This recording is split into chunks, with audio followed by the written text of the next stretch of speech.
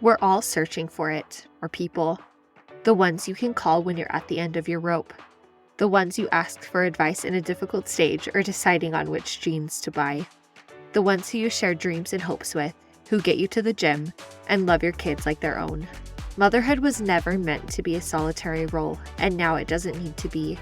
Here we discuss everything from our favorite kidisms to mental wellness to our best mom hacks and more. Mamas are world changers, and it's time to stop bearing that responsibility alone. So whether you're driving carpool, rocking a sleeping baby, or doing dishes, we're here for you. Welcome to the village. Hello, welcome to episode 6 of the Village podcast. I'm your host, Missy Allred. Today we are going to be talking about sensory input with your kids and specifically talking about sensory seekers and sensory avoiders. So obviously you know your 5 senses. You have sight, sound, taste, touch, and smell. And while I will be specifically talking about what this looks like with your young kids, the same is true in adults. Probably I'll do a podcast episode about that too. But be aware of where you fit in. If you are more of a sensory seeker or a sensory avoider, you'll probably see yourself at least a little bit in these. Let's start with sensory avoiders. So if you have a sensory avoider, this is probably going to look like shutting down and getting agitated when things don't go their way, or when they're stressed or disappointed, when they have those big emotions, no matter where they came from. This is probably a little bit more how they're going to act out, or just kind of throughout the day, you'll see them start to get more and more agitated. For example, I actually have one sensory seeker and one sensory avoider. So my sensory avoider at bedtime, he tends to be the one that is throwing tantrums and throwing himself on the ground and just totally shutting down. I'll go more in depth to sensory seekers in a minute, but just to kind of give you a comparison, my sensory seeker starts bouncing off the walls and jumping and climbing and swinging and just goes a little bit crazy at bedtime.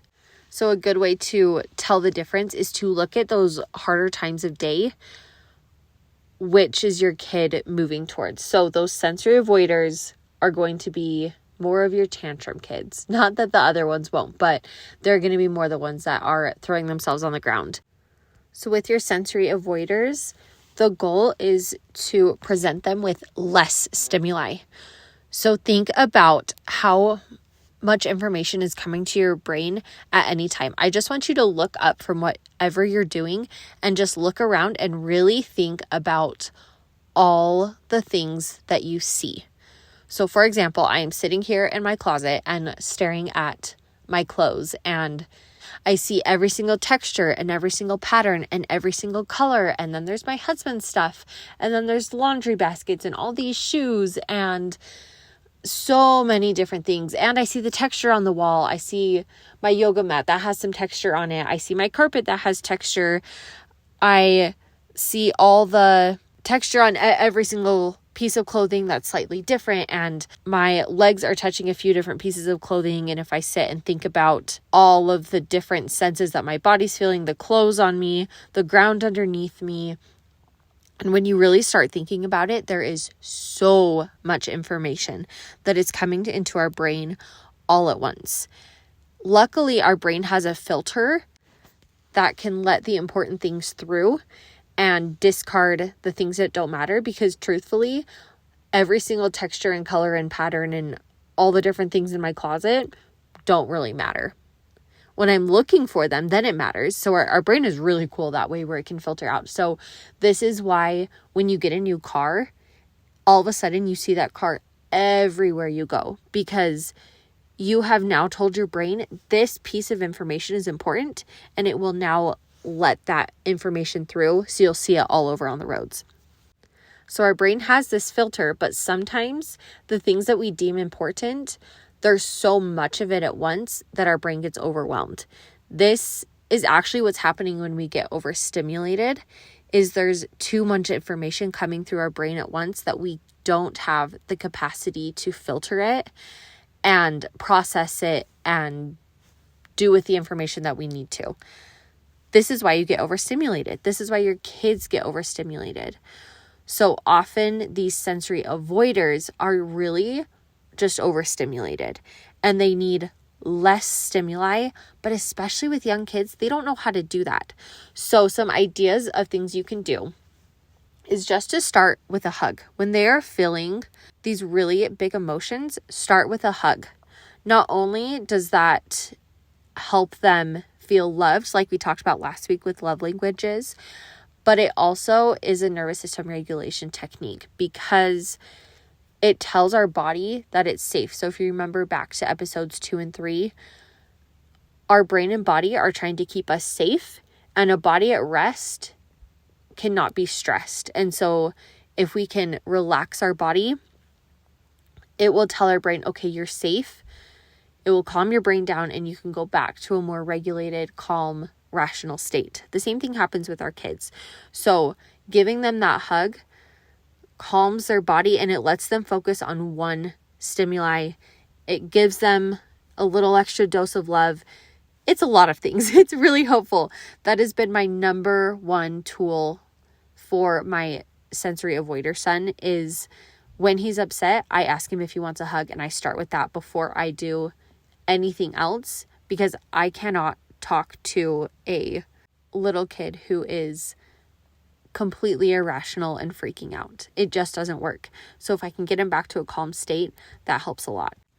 A few other ways to decrease the stimuli for your sensory avoiders is headphones or soft music, because again, it will kind of block out that other sound, or a sound machine even will work here. Having them sit in a fort or like a play tent will block out some of the noise stimuli too, but specifically the visual stimuli. There's a lot less to look at, a lot less to take in. And then if you're an oils person, some calming oils are also helpful because we are using the senses in a way that is calming instead of overstimulating. So we're using those olfactory senses when we diffuse oils.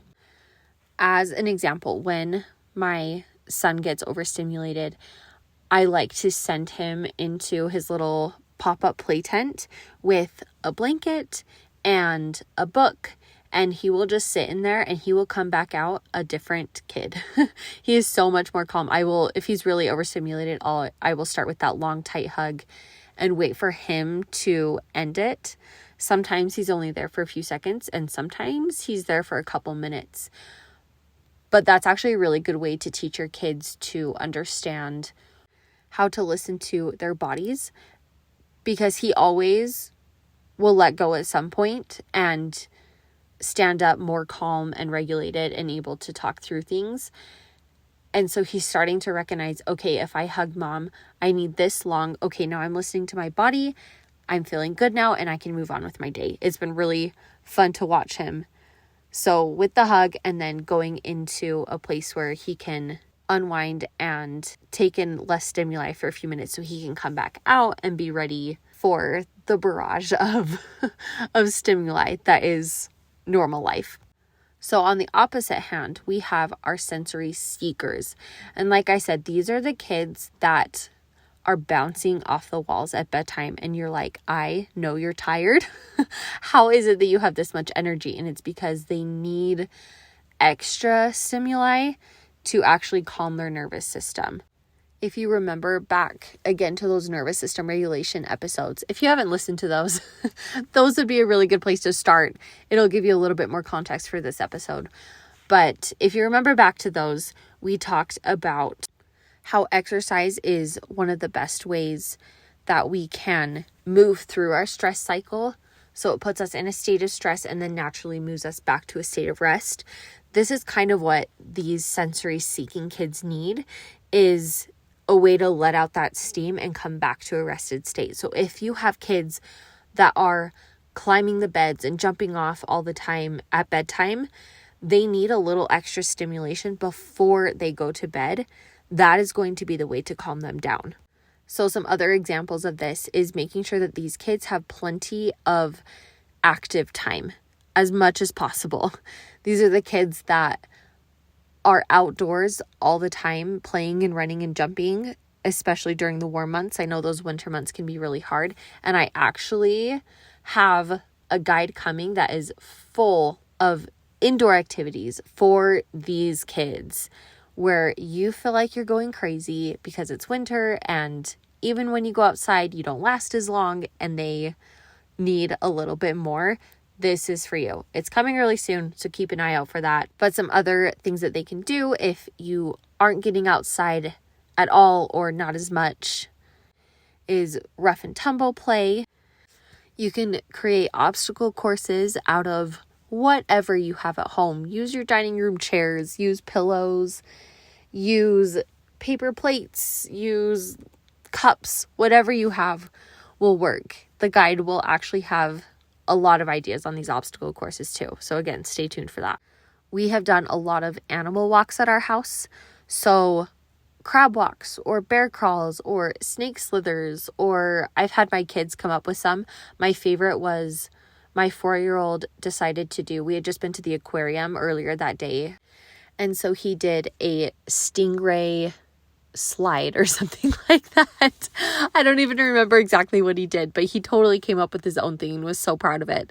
So let them be creative and come up with their own animal walks. You can have them push, pull, or carry heavy things, whether that's a stack of books or pushing around a box with some heavy toys or books in it, or having their siblings sitting on a blanket and pull them around on the blanket, or having toys on a blanket. But that little bit of effort with the weight is what's really going to make the difference. Light things will work, but if they can put in that extra bit of effort is when you'll start seeing a more noticeable difference. Another thing we love at our house is if you search on YouTube brain breaks, there are so many videos, and my kids love the Mario one, so it looks like a Mario game, but from like the player's perspective. And so they run and jump and duck, and it's really fun for them. My kids love that because they're getting screen time, but they come back a lot more regulated because they're getting that energy out and able to kind of move through their natural stress cycle and come back to a calmer place. And then finally, just notice what your kids are already doing. The other day, I found my kids jumping down the stairs into a pile of pillows and cushions and blankets they had made. And my first instinct was actually to stop them and be like, what are you doing? And go put everything away. And then I realized that this was like the best sensory input for them. And so I just let them keep jumping for a while. So notice the things that your kids are already doing, that sensory input that they're already seeking, and see what you can say yes to. And do it in a way that is within your boundaries, because maybe it's not the time, or those aren't the pillows that you want them using, which is totally fine. But they're already trying to figure these things out. They're trying to calm their nervous systems. They don't realize that's what it is.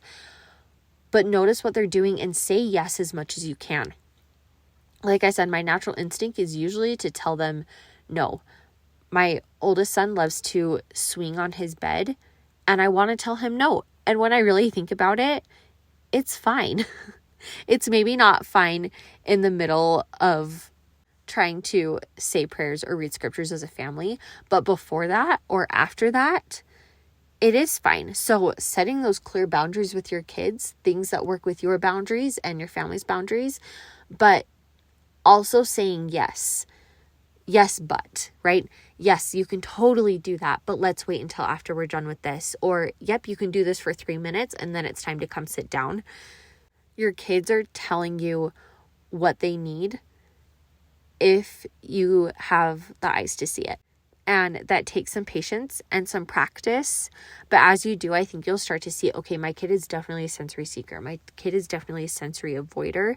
And then we can help them through those big emotions and help them through their little stress cycles that they don't know what's going on, and help them move through that to a calmer place because then they have the tools to do it on their own. They understand, oh, I need to move. I'm feeling really stressed, or I'm feeling frustrated. I need to move my body, or I'm feeling stressed, or I'm feeling frustrated.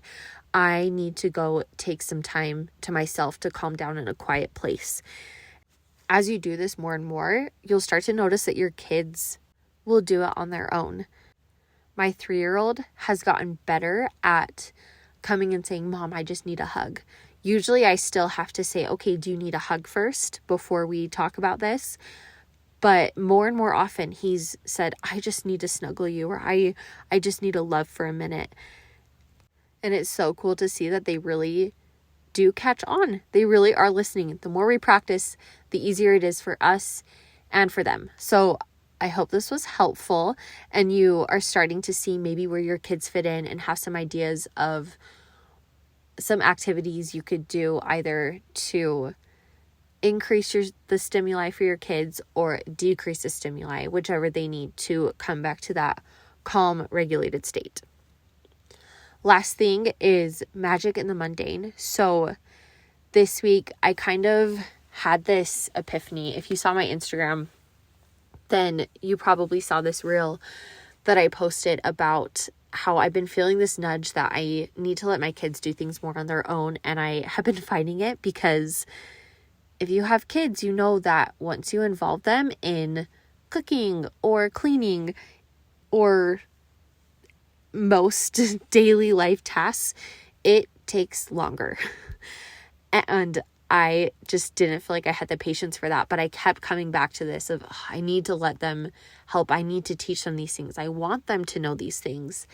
And I saw a reel that was this like 2.5-year-old making his own scrambled eggs all by himself. His mom was sitting there watching, but he did it all by himself. And my kids are almost 5 and 3.5. And I was like, they can do this.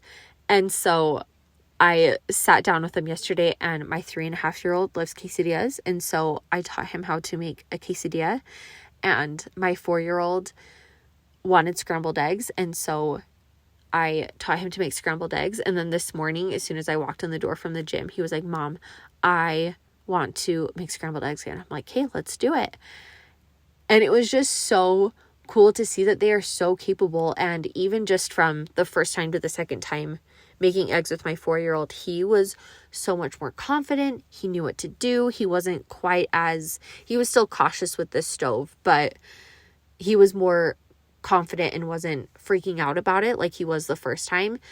It was just so cool to see their confidence grow and see that they really do have these skills if we will give them the time and attention to develop them.